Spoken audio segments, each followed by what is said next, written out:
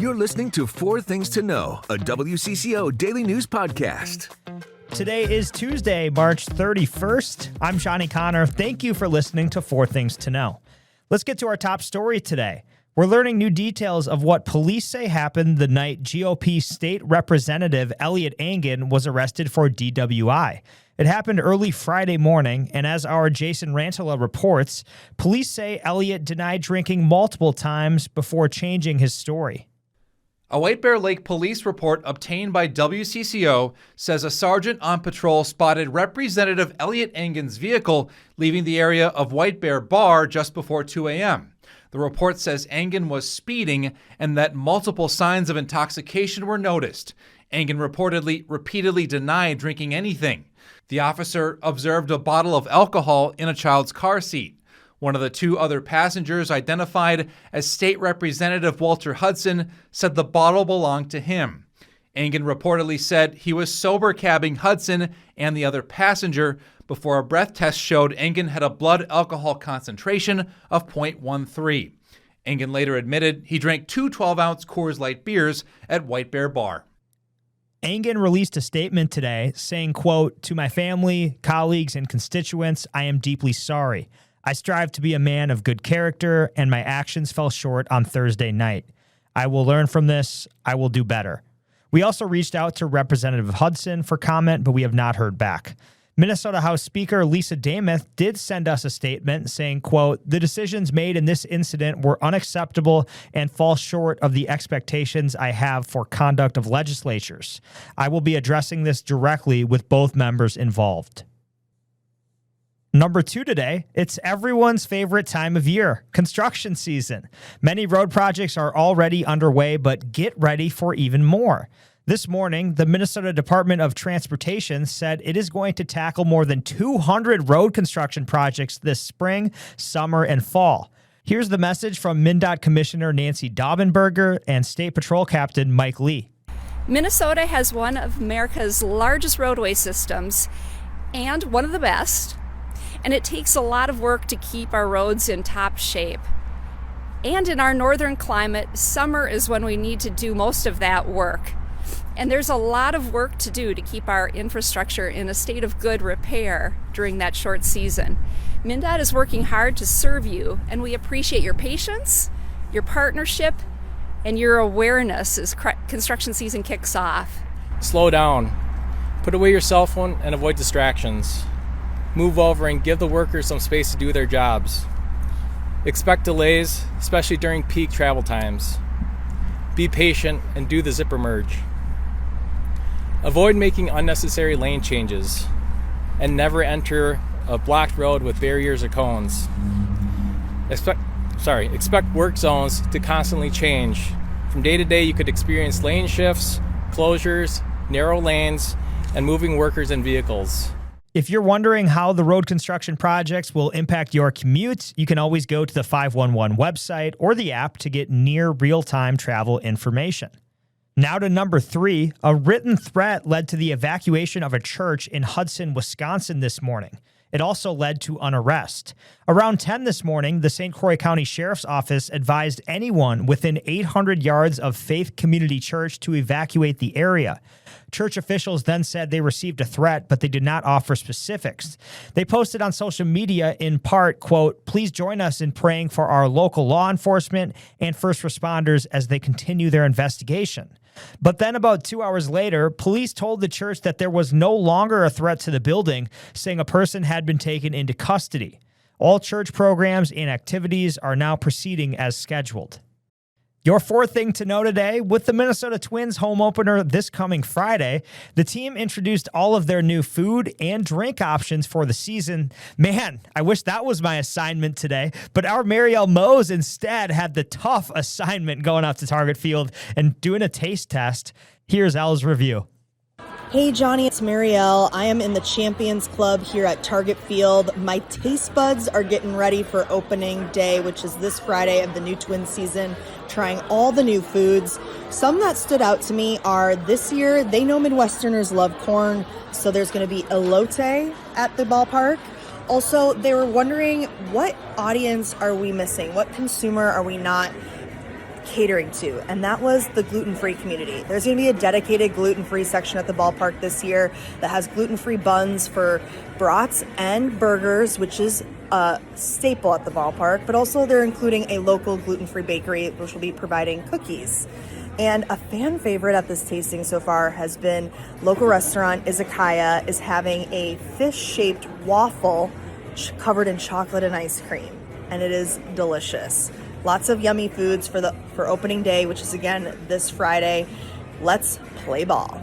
Oh my gosh, a fish-shaped waffle covered in chocolate and ice cream. At first, I thought Elle was going to say like a mahi-mahi waffle covered in chocolate. I'm like, what?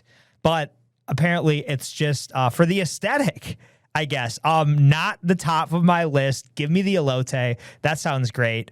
Yeah, opening day on Friday. The Twins are off today, though. They're in Kansas City, but since it was the Royals home opener yesterday, there's always a customary day off the day after the home opener. So Twins are back in action tomorrow night in KC before coming home on Friday. Those are the 4 things to know today. Now let's check in on our next weather forecast. Hi, I'm next weather meteorologist Lisa Meadows. Here's your forecast as we head into tonight. Temps tonight dropping down to freezing. We're down to 32 for your overnight low. Quiet and dry tonight, but then as we head into tomorrow, high of 44 with a rain snow chance for the latter part of the day. And now, here's more to know. The Becker County Sheriff's Office is investigating what led up to the deaths of a man and a child inside of a home. It happened in Holmesville Township. Yesterday, a man called for a welfare check on his brother after he did not show up for work. When the sheriff's office arrived at the scene, they found a man and a child dead from apparent gunshot wounds.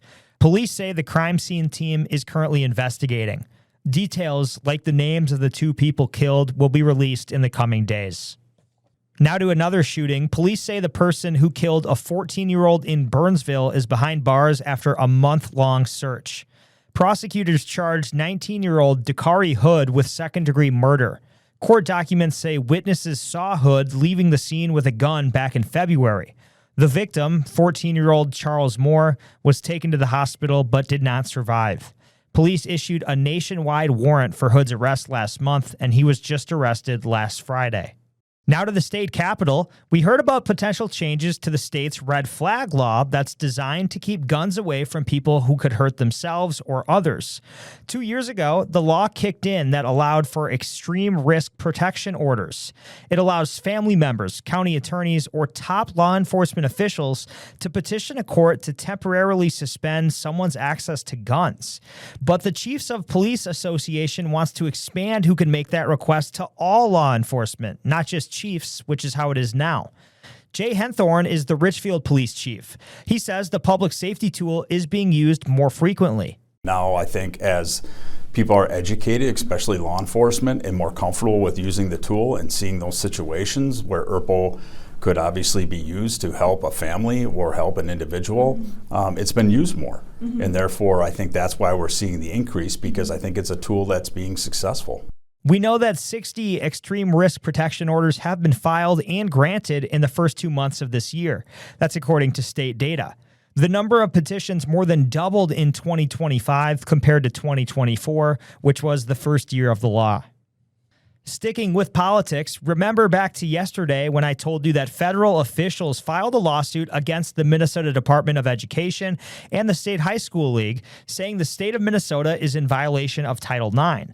The lawsuit mentions 2 transgender athletes in Minnesota, one on a girls' varsity softball team and another who competed during the girls' track and field season.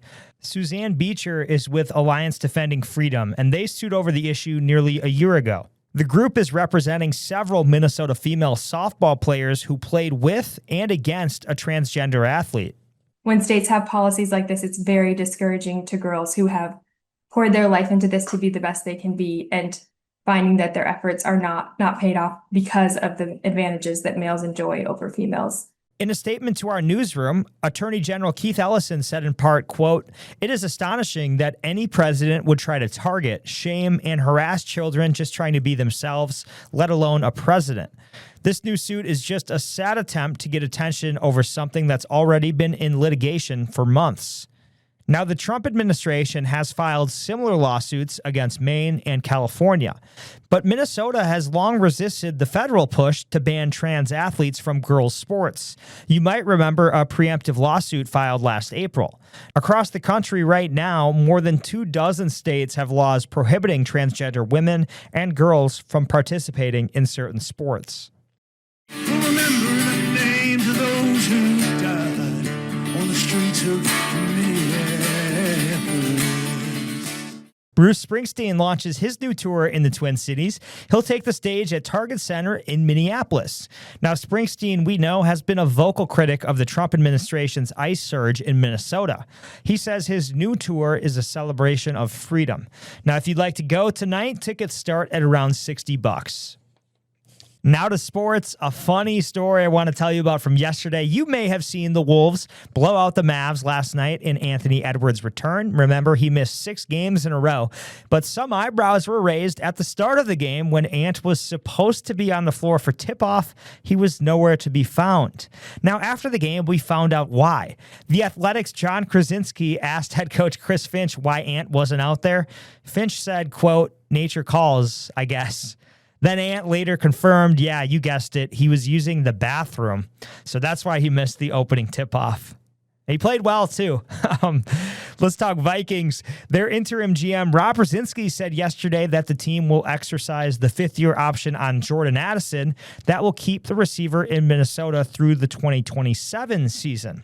Meanwhile, J.J. McCarthy is back from training in California. He is now in Engen. And Kevin O'Connell says that he, Carson Wentz, and Kyler Murray have been in the Vikings facility together already. And it's another big offseason, the coach says, for the young quarterback, J.J. McCarthy. You know, he knows what it's felt like to go in there and do some things at a really high level. Now it's just about consistency, and it's about being in a competitive situation, not for, necessarily any other reason to continue the arc of trying to become the best player he can possibly become. Quickly to baseball tonight, the St. Paul Saints. It's their home opener in St. Paul. If you're heading out, get there early. The first 1,000 fans will get opening day Saints hoodies. It's time to take a breath with your Daily Bright Spot. Well, summer might feel a little far away with our cool down right now. There are still more than 140 days to the state fair, but if you haven't heard yet, you have a chance to enjoy the fair early again this year. The kickoff to summer at the fair returns this spring. It's on Memorial Day weekend. For 4 days, May 21st through 24th, attendees can check out food, drinks, music, and shopping all at the fairgrounds. More than 40 state vendors will be there, and new this year, 20 specialty shops. Not for me. I'm cool with the vendors, but all you people that like to shop, there you go. Also new will be a horse show at the newly renovated Lee and Rose Warner Coliseum. Attendance is limited, so you will have some more space compared to the state fair. That's pretty nice. You can mark your calendars as tickets go on sale Friday, 10 a.m. They'll cost you $14 a piece. That sounds fun, especially Memorial Day weekend. Get outside, go for some drinks, some deep fried stuff. Why not? I wonder if they have any of the games there too. You know, those like huge like gorillas that the little kids win. Those are always the best for kids. If they have those, I mean, the kids will go crazy. I'll stick to, just the concessions. But anyways, that's coming up. Tickets on sale on Friday. I'm Johnny Connor. You've been listening to 4 Things to Know. We are here with the news you need every weekday afternoon by 3 o'clock. Thanks so much for listening today. I'll talk to you tomorrow. I'm Maria Lizignoli, and this podcast comes to you from the WCCO podcast studio. I'm Johnny Connor, and this is where you'll find the latest news of the day with us on 4 Things to Know. I'm Mariel Mose, and I bring you the stories behind the female athletes redefining the game on women in sports. I'm Adam Duxter. Join me for a deep dive into faith and what it means to Minnesotans around the state on Bigger Than Belief. Stay in the know on the go with the WCCO podcast studio. Go to WCCO.com/podcasts.